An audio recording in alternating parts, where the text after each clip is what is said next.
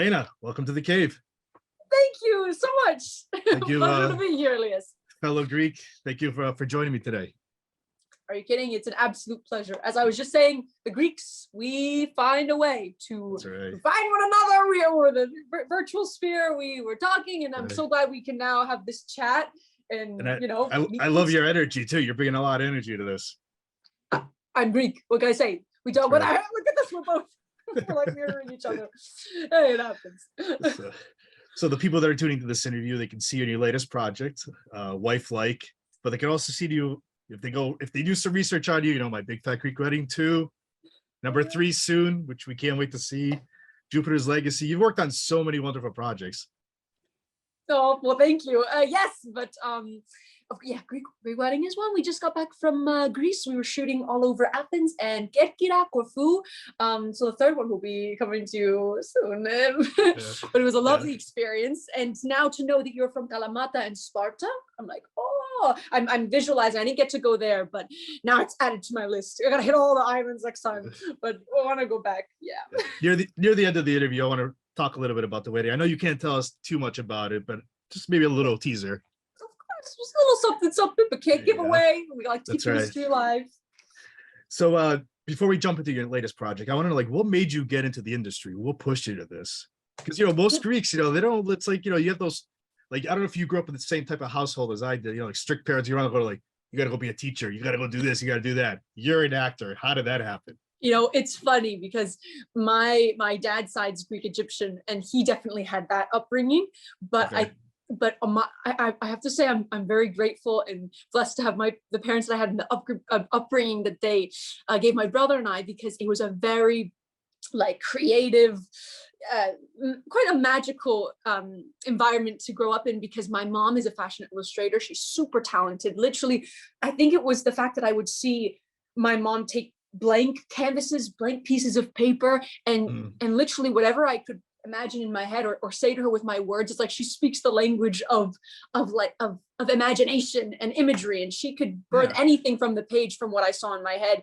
And I just to watch kind of storytelling and pictures coming to life through that with my mom, and then my father, who's knows so much about antiques, fine wines, and art, and that's how he met my mom in the city. They have such a a beautiful relationship, and then they fostered that and cultivated it within us when we were growing up. But I think it manifested for me in drawing cartoons and things. It's a different style, and then playing pretend and watching tons of, we'd have movie marathons till the wee hours of the night when I was in kindergarten. It was a very free-flowing, fun house to be in, chaotic and crazy. I mean, you've still got the Greek element, Greek and French you throw in there, so it's a lot. And we've got our a ton of dogs running around. We're big dog people, so I think all of those elements came together, and here I am. I turned into an actress.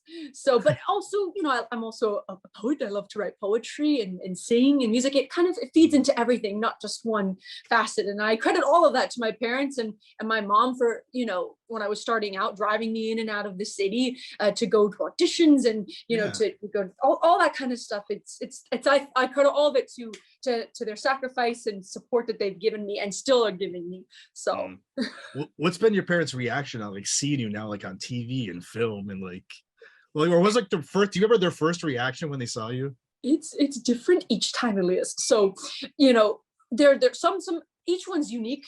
So for instance, Before I Fall was a really special experience to have, because the character that I play in that film is an artist, Juliet Sykes, and she draws these really brooding, dark, really pulpy images, and that's her passion and skill. And I remember the director, Rhys Meyers, wanted me to do the drawings for it, and I was like, I'm more of drawing sloth cartoons and bulldogs and things, but I have an idea. And I went to my mom and this is a perfect example. I told her all the stuff in my mind that I thought my character would draw and how she would release her pain and anguish onto the page. And sure enough, my mom was able to translate exactly how I saw it in my head. And sure enough, the director loved everything of my mom's work, and she used it in the film. So we are technically in the movie together. So that's a really dear, moment for us. And each one's different. Again, Greek Wedding, the whole entire family. I could win a Nobel Peace Prize. I've said this before. after this, nothing comes close to the, the patriotic Right. glory of being a Portocalos now forever. Forever. So it's yeah. And then you got something like Jupiter, where my mom's a huge fan of Josh Duhamel. So I'd be shooting in Toronto. I'd get calls from her. Tell me what Josh is like. Is he as hunky as he looks in the pictures? And I was like, yeah, he is super tall. He is a silver fox and a lovely person. So it's always an interesting reaction. So you've done like the comic book type of story, Jupiter's Legacy. You've done like the sci-fi thriller that we're going to talk about in a few minutes, comedy. What's the goal? Is there like another goal that you kind of or a role that you kind of hope you're going to be able to play someday? Oh my gosh, I don't know, Elias, I mean, you're a movie buff, I'm a movie buff. I love all genres.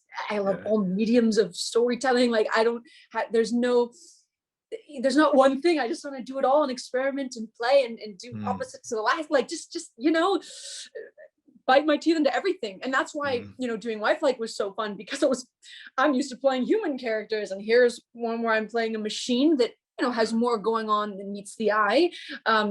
It has a lot of nuance. It has such an interesting arc and journey towards, achieving singularity. And I love sci-fi genres. I don't know about you. Like, what's your favorite genre yourself? Do you have? I like comedy the best, really. But I do like action, stuff like that. Like, if you told me to go watch Star Trek, I'd be like, okay, maybe I'll watch it, but I'm not like, I won't push myself to watch it. Okay, I see. Yeah. Very nice. I'm right there with you too. Comedy, everything. Like it is, it's nice to stretch and do different stuff. So yeah, I'm open to everything, Elias. Awesome. We're Greek. We invented drama and right. The arts. That's right. So Wifelike, how were you approached for this? And I don't know, when you read the script after you got the role, what was your reaction with all this? Well, I first read the script, and I was just like, what is this? Like the challenge that was presented, that presents itself with that character in that world, was just like ding ding ding. I was like, oh my gosh, this would be such a fun, character to play, and multiple characters. It's not just one. You've got the other aspect of human Meredith.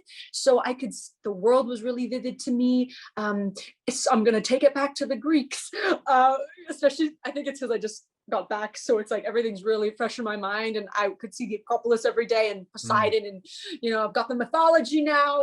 It's pumping through my veins. So when I first read the script, the first memory I have of finishing it was thinking of the mythology of Pandora, Pandora, the first woman in Greek mythology, all gifted, right? So I thought of her because Meredith reminded me, well, she is a robot. Pandora reminded me of the ancient robot, because you've got all of these powerful deities. You've got the gods giving her beauty, weaving skills, singing skills, a crafty tongue, a mind, by all, Aphrodite, Poseidon, everyone. Yeah. And then you've got Hera giving the most, as they say in all the books and all the history, the most, dangerous trait of all, which is curiosity. And it's interesting how that's paralleled in this story, where you've got these powerful, in this sense, corporation giving all of the traits to build the perfect woman, right? And they also, their curiosity gets in there, and that's the most dangerous thing for AI to have.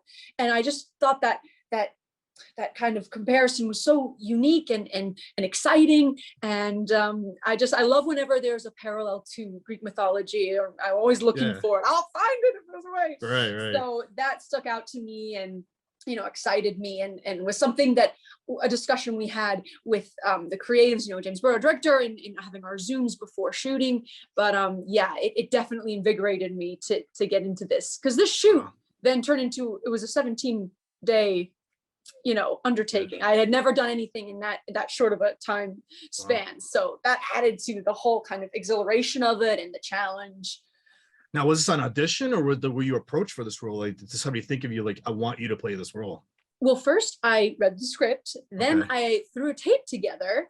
And from that tape, I did it like a bunch of different ways, like playing with, because that's the thing, when it's AI, there's so many ways you can take it, and finding the levels, and I was excited to do the tape too, because it was an opportunity to just off the bat explore the physicality of the character, and like, okay, how much blinking would she do? How would her, how would she hold herself? What kind of animal would she be, be like, in the sense of like, a bird Yeah. maybe, or a gazelle, in the way I hold my body. So exploring that, and then in the other scene, exploring human Meredith, it was a really fun, just like exercise and workshop. And then from that tape, I had a Zoom with the creative team, and we got to talk about Pandora and everything, and the reaction, and then I shortly thereafter got on board, because we were shooting like in a blink of an eye. Speaking of blinking, it happened really quickly after. Wow. And I was on the ground in Vancouver, pouring rain, with an incredible crew. Shout out to Kevin Kim, Jen Hall, makeup. Did it rain all that time too? 17 days? Of course it did. Yeah. Super rainy, foggy, but it adds to the atmosphere. And right. We love that. I love Vancouver. It's a stunning place. But yes, we had a lot of puffy coats. Now, Meredith, well, what do you think was like the biggest challenge? How do you prepare to play a role like this though? Like with because you had to learn not just like the movement, like the way it was interesting the way to watch you move in the movie.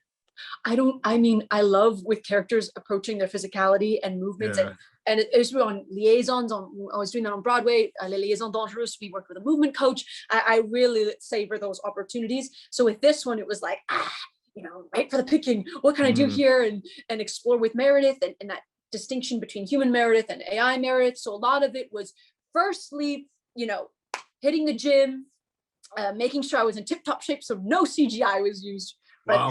Even with the neck thing? No, that kind of came. So that wasn't actually planned before. So what was planned before was like, okay, how much the intention of the blinking, maybe some longer blinks will be moments where, your computer is buffering if it's like overheated, or like the Wi-Fi is slow. So I'd like find those moments just subconsciously to have in my head. And then making sure that I was always maintaining good posture. And after every take, I'd run and check, and also making sure I wasn't swallowing or clearing my throat or backing with my hands or tucking hair, the human things.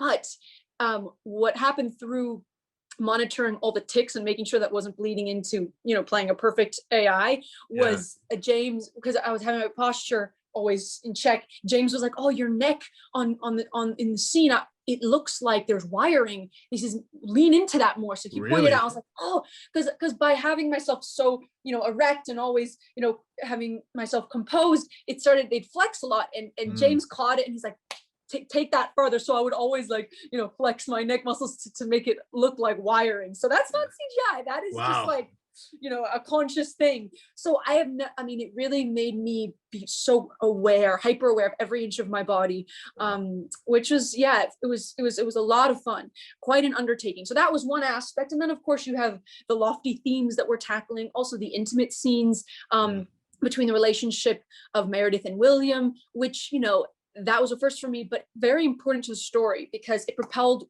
where all of these, where the messages are heading for what the film's overall, message is. So, you have to have these moments of tenderness and connection. And then you have the moments where he's setting her intimacy settings, which is such a disturbing thing.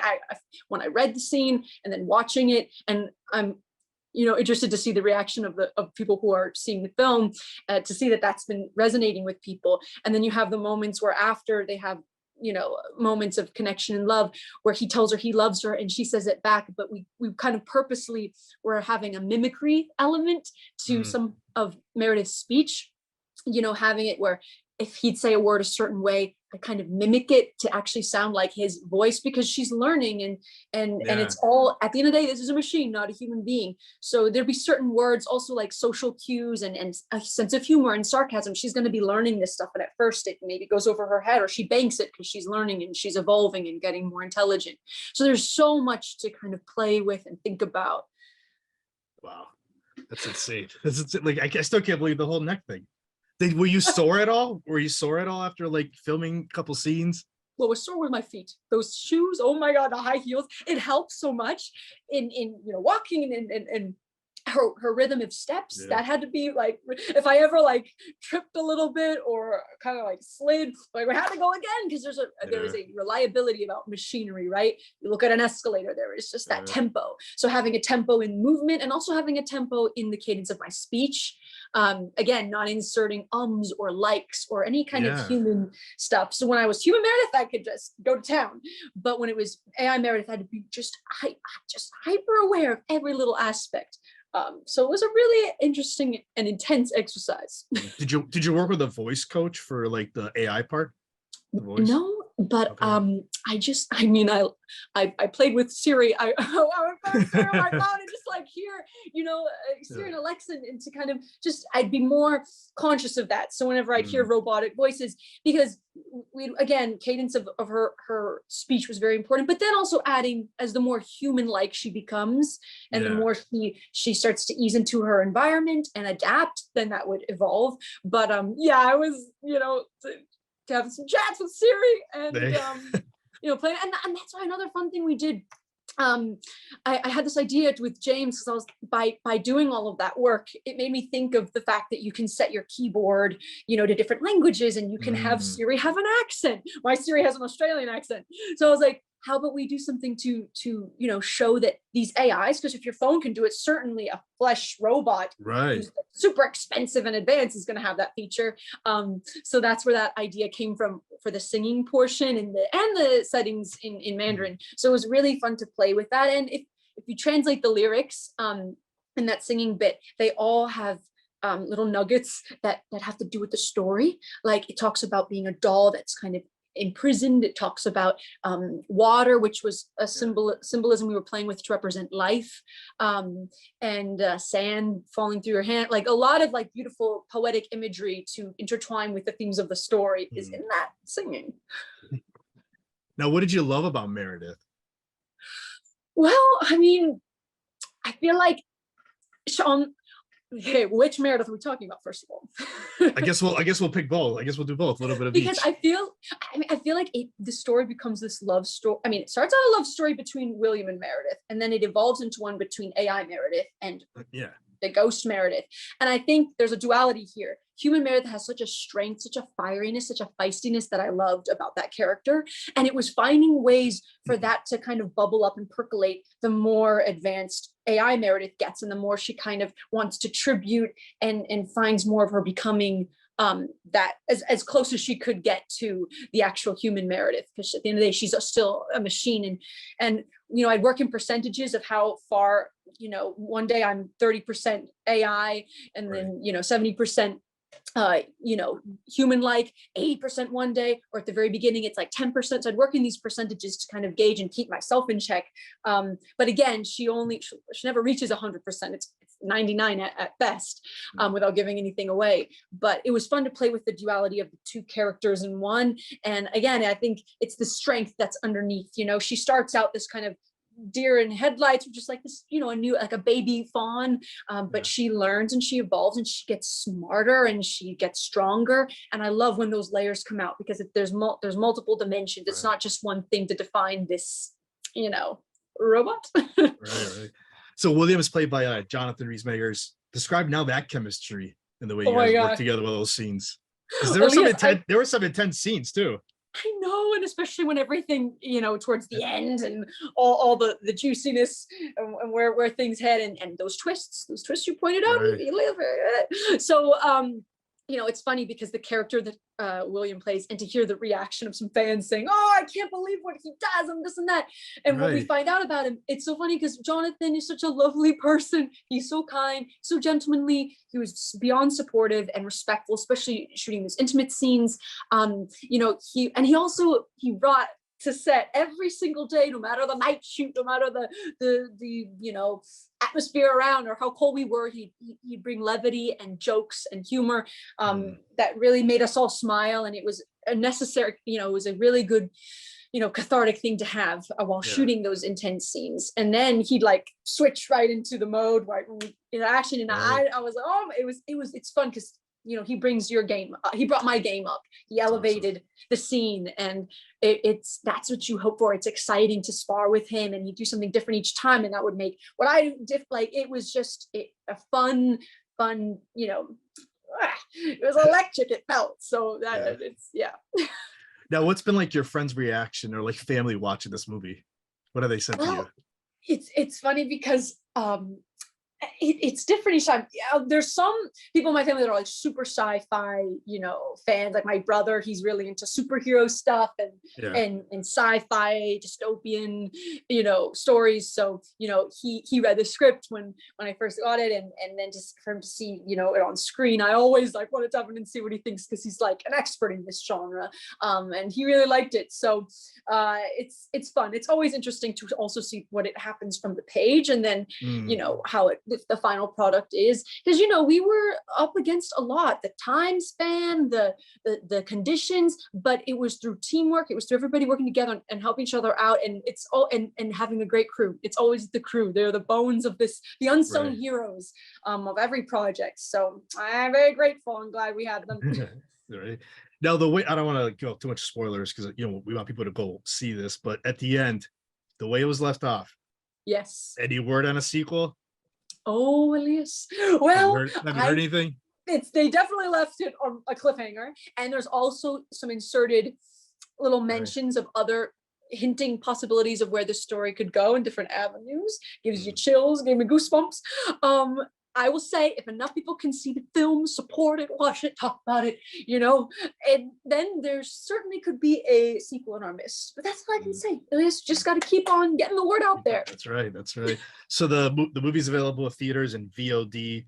Now, we know that you just recently filmed part 3 of My Big Fat Greek Wedding. What can you give? What little tease can you give us about that? Or at least, when is it going to get released? The Greeks want to know. Oh, I know. I don't know if they see that. I'm like, that comes out, especially my Greek girl came out. I was like, I want to get a tan. I want to get my bring my sasso. I swam. So, it was a dream come true to be there, Elias. And the people, our crew on that one, oh my God, family, friends for life. And now, even with the time difference, we're all FaceTiming each other and keeping in touch, and it's magical. But to answer your question, there are some twists, different kind of twists to Wifelike, but there's beautiful twists. It's family, it's fun. There's something for everybody. There's new romance without giving too much away. There's a lot of surprises and nostalgia for the beloved characters, and also in loving memory of Michael Constantine, our Papu, our beloved Papu. And it really, the film does a beautiful job of honoring his memory and his legacy and the love that we have for him. And he's very much, his presence was felt on set, his spirit, and he was like he was there with us. So it was a really magical time. It's surreal. I'm still coming down from it. And also to be there in the beauty of Greece, and to see all I had never been to Kerkyra before, Corfu, and it was stunning island, and then all over Athens.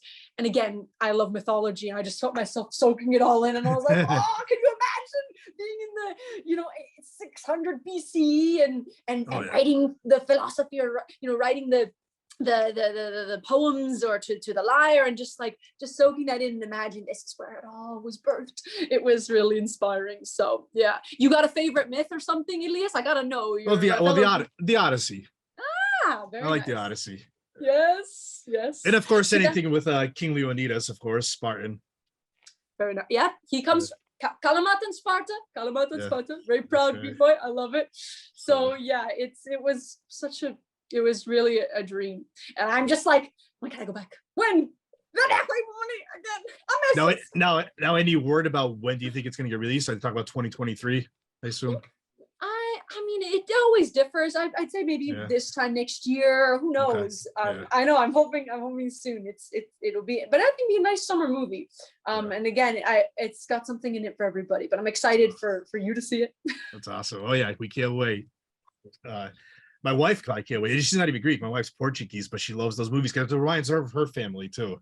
It's the same. I mean, that's why the unifying aspect of this film. It doesn't matter where you're from, and it crosses all cultures. It's universal, and we can all relate to the crazy, overbearing, but just lovable and passionate, the passion of family. So I think it's heartwarming, and it's a nice escape to go and see and get back with the family again. Right. Lastly, now, any other projects that you have coming up that you can talk about or releasing? Well, so I know you say you like comedy, but I hope you've got some time for horror, Elias. Horror's good. So I've got Children of the Corn coming out soon, and this was I'm very excited about it because I love watching horror movies with my mom. And this one's a total, reimagining. It's really unique and inventive, the way we approach this cult classic. And we shot this in 2020, height of COVID in Australia, outside Sydney, the beautiful Oz. That's why I set my series. And it was, and again, lovely, spirited crew that managed to get this done against all odds. I mean, I think we had like 350 hours of film when we wrapped. It was insane, but such an experience. And again, I love stories that have lots of twists and turns and suspense, and you don't know what's going to happen. And this has that. So is that getting released in theaters, or is that going to be digital? I'm not sure yet. I think it's coming out very soon. And either way, once I know, I'll make sure you'll know. And I'll be blessed to know on my socials for sure. There you go. Speaking of socials, how can the viewers and listeners find you? Well, like how we connected, Elias, Instagram at Elena Kampouris, Twitter at Elena Kampouris, same, and Facebook. I keep it simple. There you I go. give my name. So yeah. I would thank you for giving me a few minutes today. This was fun, and we got to get you back on when other projects or even part 3 of my Big Fat Greek Wedding. Oh my gosh. And I hope we get to meet some point in person, Elias. Ευχαριστώ πάρα πολύ.